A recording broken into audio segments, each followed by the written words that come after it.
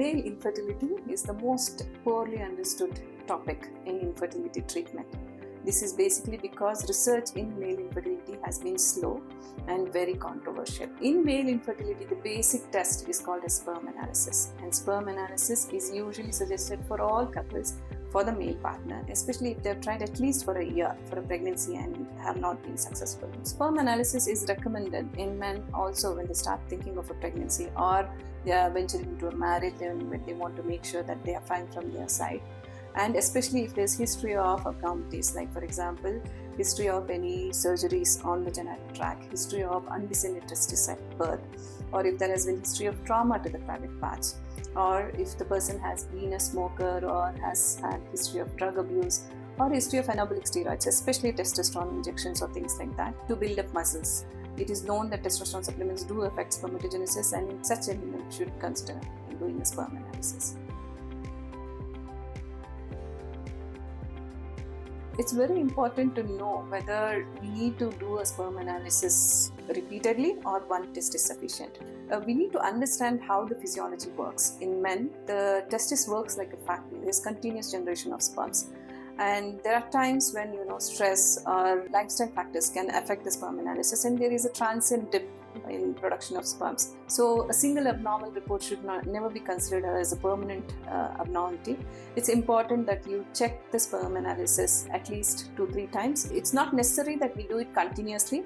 If the first report lands up being normal, the gentleman can consider himself as normal, and if there is still no pregnancy, say 6 months or 8 months time post the testing, it's wise to do the test again. However, if you find that the sperm analysis is abnormal, first report is abnormal, one need not panic.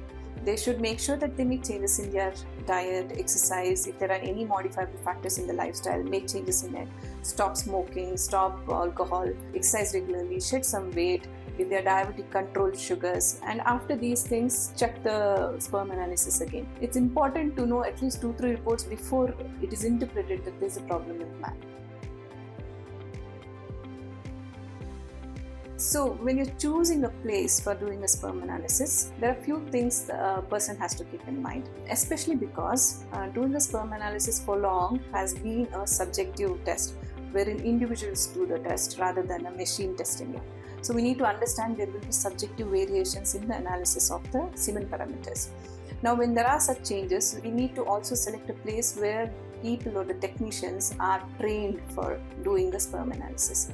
At present, we follow the WHO standards for interpreting sperm analysis, and most of the fertility clinics across India have trained people to do this. So it's important that a sperm analysis is usually done at a fertility clinic rather than the regular diagnostics, or else you need to choose a place wherein you have a computerized assessment.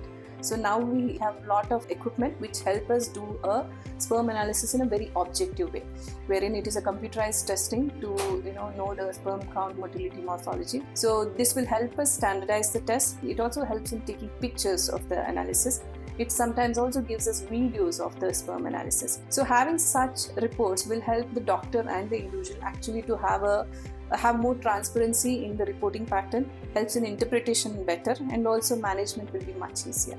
By the WHO standards, there are certain parameters in the sperm analysis which need to be normal. They also prescribe the different motility patterns that the sperm has to have. Similarly, the way sperms look, which we call it as sperm morphology. The head should be of a certain pattern, the midpiece should be of a certain pattern, and the tail should be of a certain pattern. Now, analyzing these things can again be by a computer or by an individual. It's preferable that a computer does it to take away bias there.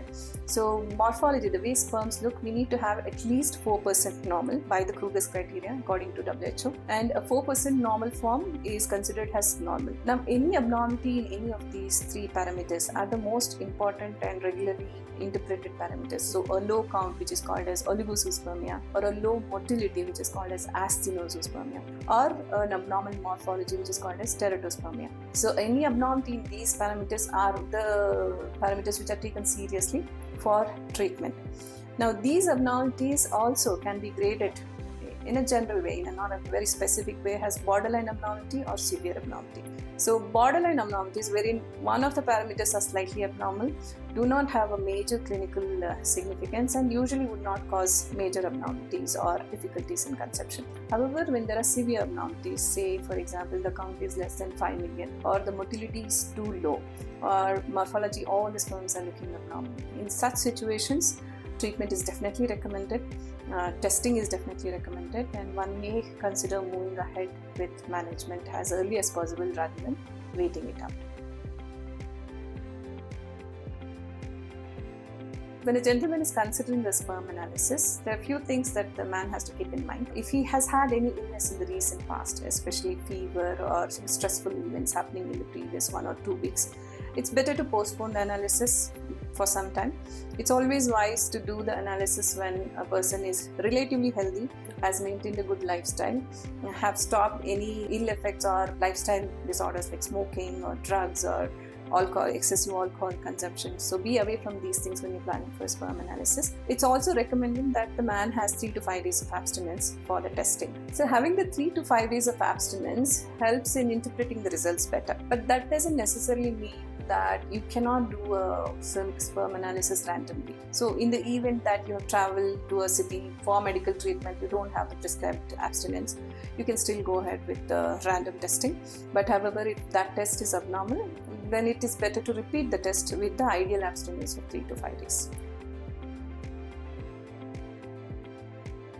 The first test for male infertility is a sperm analysis, and in the event that that comes out abnormal, there are a few other tests that we recommend for the man. The blood test for finding out a reason for abnormality in semen parameters would include a thyroid testing, a regular complete blood count, a sugar testing, because most of the time abnormal and uncontrolled diabetes is the main cause of abnormalities in the semen parameters too. So it is important to test for sugars. Apart from that, you would also want to know other hormones like FSH, LH and testosterone levels, because these are the hormones that are related to the function of the testis. Coming to a scan, a scrotal ultrasound or a transrectal ultrasound are also the scans that are recommended in men in certain conditions in male factor infertility. There are some genetic tests which are recommended, especially in men who have severe abnormality in the sperm parameters, or if there is azoospermia, that is a condition wherein there are no sperms in the semen. In such situation, we would like to do some genetic tests, especially karyotyping, to know if the chromosomes are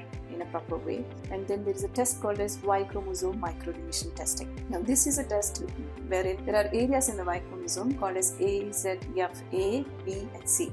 So deletion of these areas can lead to abnormalities, severe abnormalities in the semen parameters, and also can be inherited onto a child.